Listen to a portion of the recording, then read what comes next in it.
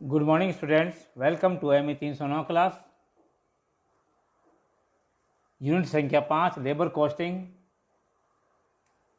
के topic number 5.3 types of wages payment methods के अंदर इंसेंटिव जो टॉपिक जो पहले प्रीवियसली अपने पढ़ते आ रहे हैं। आज इंसेंटिव्स के पार्ट संख्या 3 के अंदर, इंसेंटिव डिटेल्स के अंदर पार्ट संख्या 3 के अंदर हम पढ़ेंगे इमर्सन दक्षता प्लान। अब तक हमने 6 प्लान पढ़ चुके हैं। अब 7वां प्लान जो आता है वो है इमर्शन एफिशिएंसी प्लान या इमर्सन दक्षता प्लान। इस प्रकार के प्लान में उन श्रमिकों को दिए जाते हैं जो 2/3 आउटपुट को प्राप्त करता है। मतलब इमर्सन एफिशिएंसी प्लान के अंदर उन श्रमिकों को बोनस इंसेंटिव दिया जाता है जो श्रमिक 2/3 जो है आउटपुट का प्राप्त करता है। इसमें मानक जो है आउटपुट जो है वो नियत किया जाता है, जो एक दिन के लिए तय किया जाता है कि एक दिन के लिए कितना आउटपुट जो है श्रमिक को निकालना है, और उस आउटपुट का 2/3 जो है जो कंप्लीट कर लेता है तो उसको इंसेंटिव दिया जाता है। तो एक दिन के लिए तय किया जाता है ताकि एक औसत श्रमिक किसी भी आउटपुट को मानक आउटपुट के 2/3 का मान तक पूरा कर सकता है। मतलब एक एवरेज आदमी जो है 2/3 पार्ट तक उसका आउटपुट पूरा कर सकता है। इस विधि में मानक आउटपुट को तय करने के लिए श्रमिकों को बेसिक डे रेट के साथ साथ इंसेंटिव भी प्राप्त करता है। श्रमिकों की कार्य क्षमता एवं योग्यता के आधार पर बेसिक डे रेट को नियत किया जाता है। मतलब किस प्रकार की श्रमिक की योग्यता होती है, किस प्रकार का उसका अनुभव होता है, उसके अनुसार उसकी बेसिक डे रेट फिक्स की जाती है, जिसमें प्रत्येक श्रमिक कम से कम न्यूनतम डे रेट को तो प्राप्त करता है। इसके अलावा उसे निम्नलिखित दरों से अलग अलग प्रकार की दक्षताओं के लिए इंसेंटिव नियत की जाती है। दक्षताओं के लिए इंसेंटिव सिस्टम जो है वो नियत किया जाता है, जिसके अंदर पार्ट ए जो आता है, अगर श्रमिक मानक निर्गम स्टैंडर्ड आउटपुट का 60% तक कार्य करता है तो उसे किसी भी प्रकार का इंसेंटिव नहीं मिलता है। अर्थात अगर श्रमिक 60% तक का आउटपुट प्राप्त करता है तो उसको किसी प्रकार का इंसेंटिव नहीं मिलता है। दूसरी कंडीशन जो आती है, अगर श्रमिक मानक निर्गम स्टैंडर्ड आउटपुट का 80% तक का कार्य करता है तो उसे दिवस दर के हिसाब से 10% के रूप में इंसेंटिव मिलता है। दूसरा पॉइंट जो आता है, अगर मानक समय का मानक आउटपुट का वो 80% तक का कार्य करता है तो उसे दिवस दर के हिसाब से 10% के रूप में इंसेंटिव का भुगतान किया जाता है। अब अगर सी पॉइंट लें, उस श्रमिक मानक निर्गम या स्टैंडर्ड आउटपुट का 100% तक का कार्य करता है तो इसे दिवस दर का 20% के रूप में इंसेंटिव मिलता है। 60, 80 और 100%। अब अगर श्रमिक जो है मानक निर्गम आउटपुट का 120% तक कार्य करता है तो उसे दिवस दर का 40% तक उसे इंसेंटिव प्राप्त होता है, इंसेंटिव के रूप में प्राप्त होता है। 4 स्टेजेज बना दी। 60% तक अगर कोई श्रमिक पहुंचता है तो उसको किसी प्रकार का इंसेंटिव नहीं मिलता है। अगर 80% का तक बना दिया, 80% का उसको 10% मिलेगा। अगर 100% है उसको 20% मिलेगा। अगर और 20% तक आउटपुट पूर्ण करता है तो उसको 40% जो है दर के हिसाब से इंसेंटिव प्राप्त होगा। अब एक उदाहरण लेते हैं। एक कंपनी है जिसके अंदर स्विच, इलेक्ट्रिकल स्विच बनाते हैं, जिसके अंदर 5 मजदूर है, वो कार्य कर रहे हैं। ठीक है। अब स्टैंडर्ड समय जो है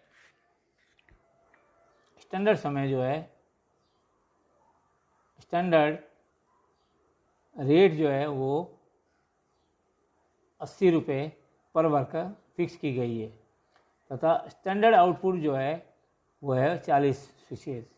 अब उसका कैलकुलेट करना है कि daily earning Emerson efficiency plan के हिसाब से किस प्रकार से होगी। अगर मान लिया मैन्युफैक्चरिंग जो है वर्कर जो है, पहला वर्कर 24 बनाता है, दूसरा 32 प्रोडक्ट बनाता है, तीसरा 36 बनाता है और चौथा जो है 40 बनाता है, पांचवा जो है 48 स्विच बनाता है। अब ये इसको टेबल बना रखी है 1 2 3 4 5, इसके अंदर 24 32 36 और 40 48, प्रत्येक का जो है स्टैंडर्ड आउटपुट 40 है और स्टैंडर्ड जो है डे रेट है वो 8 रुपये। ठीक है। जो 80 रुपये है, जो स्टैंडर्ड रेट जो है वो 8 के हिसाब से मतलब 80 रुपये है। ये 8 रुपये ही है एक्चुअल में, क्या ऊपर थोड़ी मिस्टेक हो गई है।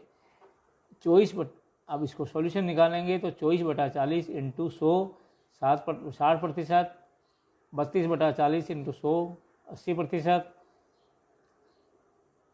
तो स्टैंडर्ड आउटपुट जो आ रहा है, और 36/40 इंटू 100 90%, 40/40 इंटू 100 100% और 48/100 इंटू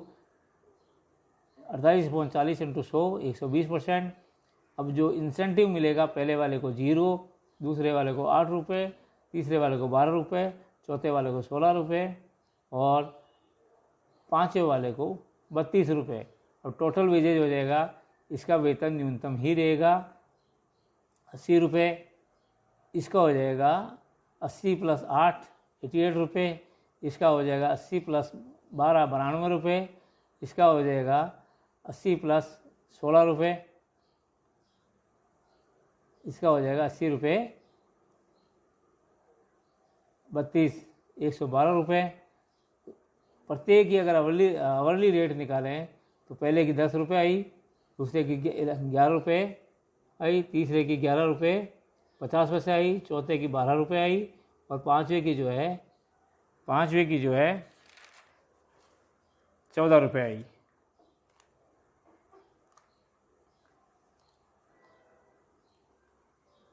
अगर ये देखा जा सकता है कि टेबल से कि wages of the worker go on increasing as the output increase, मतलब जैसे जैसे आउटपुट बढ़ता जाता है वर्कर की वेजेज जो है वो बढ़ती जाती है। अब नेक्स्ट आता है 8वां पॉइंट, गैंट टास्क बोनस पद्धति या गैंट टास्क बोनस सिस्टम। इस पद्धति में जॉब को सावधानीपूर्वक अध्ययन किया जाता है, अध्ययन करके उसकी कार्यविधि तैयार की जाती है, कार्यविधि की बनाई जाती है, जिसमें सबसे अधिक उत्तम अवस्थाओं को स्टडी करके जॉब की कार्यक्षमता को तय किया जाता है और मानक निर्गम जो है आउटपुट जो दिए गए समय हेतु परफॉर्मेंस के लिए सेट किया जाता है।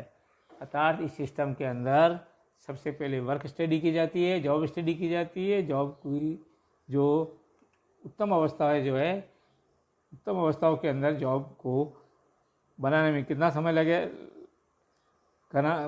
कितना समय लगता है, या उस समय के अनुसार उसकी कार्यक्षमता या परफॉर्मेंस जो है वो ज्ञात की जाती है और उसी के आधार पर इसको सेट किया जाता है।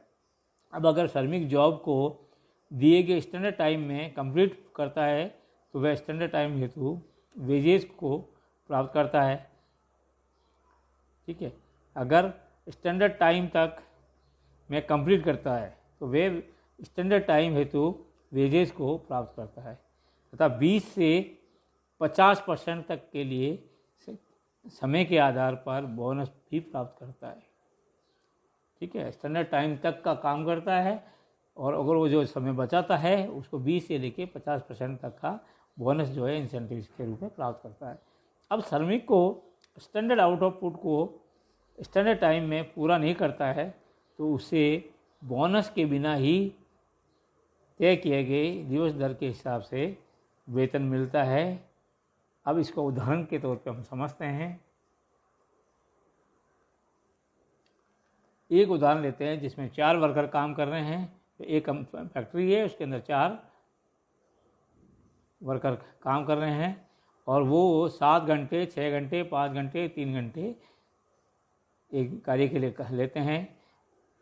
कार्य की जो मजदूरी है 10 रुपये प्रति घंटा के हिसाब से तय की गई है। बोनस जो है, बोनस की सीमा जो है 25% जो है उस तय की गई है। जो टाइम टेकन जो है वो फिक्स किया जाता है। अब जो आदमी काम को विद इन 6 घंटे में पूरा करता है, इसकी भी एक लिमिट दे दी है। अगर 6 घंटे में पूरा करता है तो उसको बोनस मिलेगा। अगर 6 घंटे से अधिक समय लगाता है तो उसको नहीं मिलेगा। अगर 6 घंटे से अगर कम समय लगाएगा तो उसको बोनस मिलेगा। और बोनस का अनुपात इस प्रकार से है। इसमें हम Gantt trust and bonus system को लागू करके हम इसका इंसेंटिव ज्ञात करते हैं। अब पहला वर्कर जो है टाइम जो है 7 घंटे लेता है, दूसरा 6 घंटे लेता है, तीसरा 5 घंटे लेता है, चौथा जो है 3 घंटे में लेता है। अब क्योंकि डे रेट फिक्स है 10 रुपये के हिसाब से, 7 × 10 70, 6 × 10 60। अब 60 आपकी 6 घंटे आपके निर्धारित कर दिए। तीसरा आदमी ने 5 घंटे में कर दिया लेकिन 6 घंटे उसको दे रखे हैं तो 60 रुपये उसकी न्यूनतम मजदूरी हो गई। तो ये तीनों की 60-60 आ गई। अब क्या है, बोनस जो है पहले वाले ने अधिक समय लगाया इसलिए उसको किसी प्रकार का बोनस नहीं मिलेगा। स्टैंडर्ड टाइम से अधिक समय लगाया उसको किसी प्रकार का बोनस नहीं मिलेगा। दूसरे ने जो है मानक समय में तय कर दिया, मानक समय के हिसाब से उसने तय कर दिया तो मानक समय आपका 6 घंटे तय किया हुआ है तो 6 घंटे में उसने पूर्ण कर दिया तो बोनस को उसको के रूप में उसको 15 रुपये मिलते हैं। और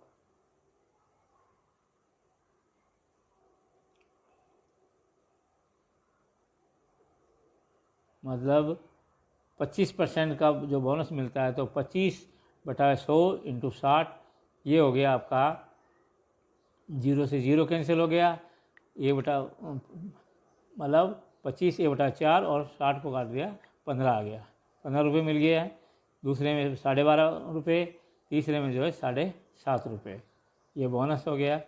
अब टोटल जो अर्निंग जो आएगी, पहले में 70 रुपये आएगी, दूसरे में आएगी 75 रुपीज़, तीसरे में आएगी 72 रुपये 50 पैसे और चौथे में आएगी 67 रुपये 50 पैसे। अब प्रत्येक को जो है रेट जो है अलग अलग मिलेगी।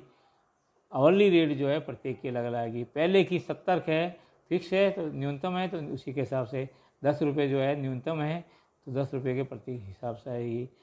दूसरे की जो है 6 घंटे के हिसाब से जो 12.5 रुपये आएगी, तीसरे के जो आएगी 14.5 आएगी और चौथे की आएगी 22.5। अब गैंट थ्योरी के हिसाब से इस सिस्टम में सबसे बड़ा फ़ायदा है कि श्रमिक को के साथ साथ फोरमैन को